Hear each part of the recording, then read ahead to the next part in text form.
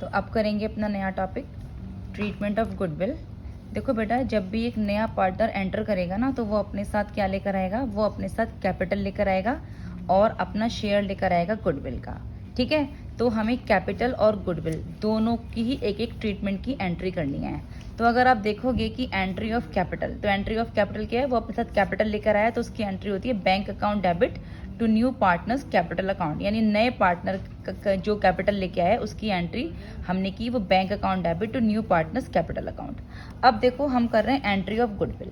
Entry of goodwill में हमारे 3 cases होते हैं, जिसमें से कि हमारा जो फर्स्ट केस है वो ये है कि when new partner bring his share of goodwill privately, यानी कि वो जो नया पार्टनर है वो गुडविल लेकर आया है और उसने प्राइवेटली ही पुराने जो ओल्ड पार्टनर्स हैं उनको गुडविल का पैसा दे दिया, यानी बुक्स ऑफ अकाउंट्स में कहीं पर भी शो नहीं किया। तो इस केसेस में जब वो प्राइवेटली गुड लेकर आया और गुडविल उसने दे दी, तो उस केस में हमारी कोई भी एंट्री नहीं होगी। जब when new partner bring his share of goodwill privately, यानी कि प्राइवेटली लेकर आया और ओल्ड पार्टनर्स को वो दे दिया, तो उस केसेस में हमारी कोई भी एंट्री नहीं होगी। अब देखो हमारा जो दूसरा केस है वो ये है कि when new partner bring his premium for goodwill in cash, यानी कि वो जो नया पार्टनर है वो जो गुडविल लेकर आया है वो कैश में लेके आया है। तो देखो इसमें हमारा जो फर्स्ट केस होगा वो ये होगा कि when the amount of goodwill brought by new partner is retained in the business, यानी जो गुडविल का पैसा वो लेकर आया है वो बिजनेस में ही लगा है, तो उसकी एंट्री ये होती है कि बैंक या cash account debit to premium for goodwill to new partners capital account, यानी कि जितनी वो गुडविल लेकर आया है और जितनी वो कैपिटल लेकर आया है दोनों का टोटल करके बैंक अकाउंट में हमारा चला जाएगा। उसके बाद ये जो हमारा प्रीमियम फॉर गुडविल का जो पैसा वो लेके, यानी गुडविल का जो पैसा है वो लेकर आया है, उसको हम डिस्ट्रीब्यूट करेंगे जिस पार्टनर ने जिस ओल्ड पार्टनर ने सेक्रीफाइस किया है उस पार्टनर को हम ये पैसा गुडविल का दे देते हैं। किस रेशो में, सेक्रीफाइसिंग रेशो में। ये एंट्री हमको तब करनी है दोनों, जब हमारा when the amount of goodwill brought by new partner is retained in the business, तब पहली entry bank account debit to premium for goodwill to new partners capital account, जितनी वो गुडविल लेकर आए जितनी वो कैपिटल लेके आए टोटल लिख दो। उसके बाद ये प्रीमियम फॉर गुडविल जो है ये डिस्ट्रीब्यूट हो जाएगा सेक्रीफाइसिंग पार्टनर्स को सेक्रीफाइसिंग रेशो में। तो इसके लिए पहले आपको सेक्रीफाइस रेशो कैलकुलेट करना पड़ेगा और जो पार्टनर सेक्रीफाइस कर रहा है उसको ये गुडविल डिस्ट्रीब्यूट हो जाएगी। अब इसी केस में हमारा जो सेकंड पॉइंट आता है वो ये होता है कि when if the amount of goodwill premium broad by new partner is withdrawn by old partner, यानी जितनी गुडविल वो लेकर आया नया पार्टनर उसको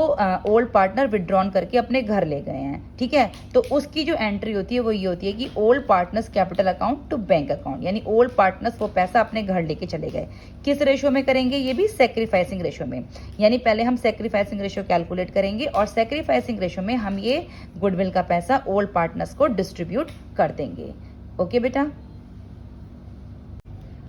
अब देखो इसमें जो तीसरा वाला पॉइंट है वो ये होता है कि when new partner is not able to bring his share of goodwill in cash. देखो जब नया पार्टनर ना गुडविल का पैसा लेकर नहीं आया है, तो अब क्या होगा कि अब वो कंपनी में पहले काम करेगा, प्रॉफिट कमाएगा, तब वो पैसा ओल्ड पार्टनर्स को या सेक्रीफाइसिंग पार्टनर्स को देगा। तो उसके लिए जो एंट्री होगी वो होगी new partners current account debit to sacrificing partners capital account,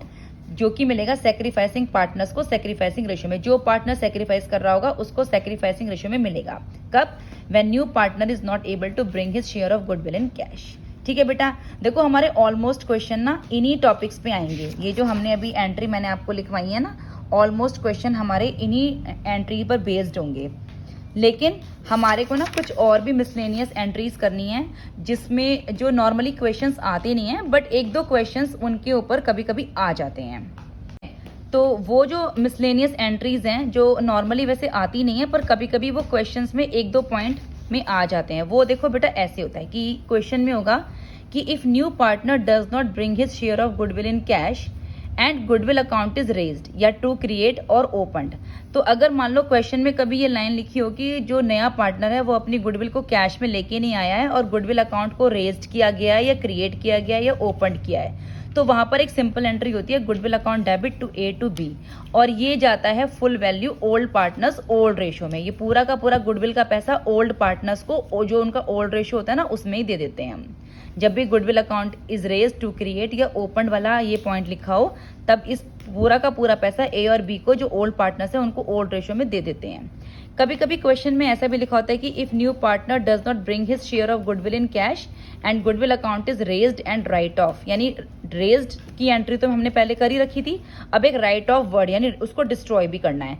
यानी वो कैश में गुडविल लेकर नहीं आया, अब पहले उसके अकाउंट को रेज्ड करिए और राइट ऑफ करिए। देखो रेज्ड की तो सेम वही एंट्री है जो हमने ऊपर करी है, goodwill account debit to A to B, old partners old ratio. अब एक राइट ऑफ की एंट्री कर देंगे, A debit, B debit, C debit to goodwill, तो गुडविल अकाउंट रिटर्न ऑफ होगा न्यू रेशो में, यानी यहाँ पर जो नया पार्टनर आएगा ना वो भी इंक्लूड होगा राइट ऑफ में। यहाँ तो ओल्ड पार्टनर थे टू ए टू बी, लेकिन यहाँ पर जो नया पार्टनर है जो सी भी एडमिट हुआ है ना वो भी आएगा, A debit, B debit, C debit to goodwill, being goodwill account written off in the new ratio. देखो ये एंट्रीज ना मोस्टली नहीं आती हैं करने के लिए, लेकिन कभी कभी ना एक आध पॉइंट क्वेश्चन में कह देते हैं कि new partner does not bring his share of goodwill in cash and goodwill account is raised और राइट ऑफ, तब आपको ये दोनों एंट्री करनी है। रेज्ड में तो ओल्ड पार्टनर्स को ओल्ड रेशो में जाता है, लेकिन राइट ऑफ में न्यू पार्टनर यानी तीसरा पार्टनर जो एडमिट हुआ है ना उसको भी लेंगे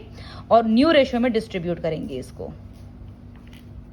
अब देखो बेटा कभी कभी ना क्वेश्चन इस तरीके से आता है कि if new partner bring his partial share of goodwill, यानी कि वो ये कह देता है कि उसको 30,000 गुडविल लानी थी लेकिन वो उसमें से 20,000 लेकर आया है और 10,000 वो लेकर नहीं आया, यानी पार्शियल शेयर लेकर आया है। 30,000 लानी थी, 20,000 लेकर आया है, 10,000 नहीं लेकर आया। तो सबसे पहले हम उसकी एंट्री कर लेते हैं जो पार्ट वो लेकर आया, यानी वो 20,000 लेकर आया था, the part which he brings bank account debit to goodwill, ठीक है 20,000 लेकर आया। और ये ये जो 20,000 है जैसे हम एंट्री गुडविल को डिस्ट्रीब्यूट करते हैं, goodwill account debit to A to B, being goodwill distributed in sacrificing ratio, जिस पार्टनर ने सैक्रिफाइस किया उसमें डिस्ट्रीब्यूट हो जाएगी, ठीक है ये वो वाला पार्ट हो गया। अब the part which he does not bring, 30 में से 20 वो ले आया उसकी एंट्री कर दी, 10 वो लेके नहीं आया, अब 10 की एंट्री कर दो। तो जो पार्ट वो लेके नहीं आया उसके लिए हम करंट अकाउंट ओपन करते हैं, तो सी डेबिट यानी new partners current account to A to B in sacrificing ratio. Same वही क्वेश्चन है, द पार्ट जितना वो लेके आया है फिर उसकी गुडविल को हम डिस्ट्रीब्यूट करेंगे, और जो पार्ट वो नहीं लेके आया है उसके लिए करंट अकाउंट ओपन करेंगे, तब वो ओल्ड सैक्रिफाइसिंग पार्टनर्स को सैक्रिफाइसिंग रेशियो में चली जाती है। तो इस तरीके का क्वेश्चन आ जाता है, ठीक है। तो ये इसमें दो तरीके से एंट्री होंगी, पहला जो पार्ट वो लेकर आया और जो पार्ट वो नहीं लेकर आया।